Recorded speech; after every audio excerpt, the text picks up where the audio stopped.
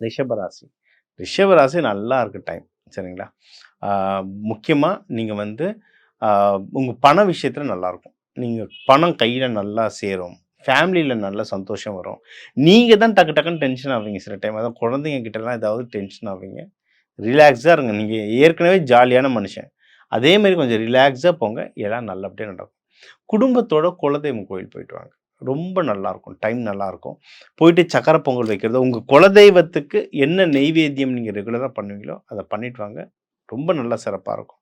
எது எதுலலாம் சிறப்பா இருக்கும்? நீங்க எடுக்கிற முயற்சிகள் ரொம்ப நல்லாருக்கும். நீங்க ஏதாவது இப்ப இதுல ரிஷபத்தில நெறைய பேர் சினிமா துறையில இருப்பீங்க. அஸ்ட்ராலஜில நெறைய பேர் இருப்பீங்க. மீடியாஸ்ல இருப்பீங்க.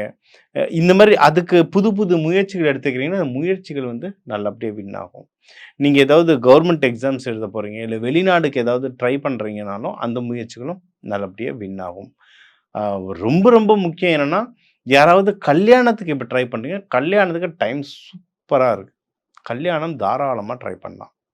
அ அதே மாதிரி அ பிசினஸ் எதனா ஸ்டார்ட் பண்ண போறீங்கன்னா, பிசினஸ்க்கும் டைம் தாராளமா ட்ரை பண்ணலாம்.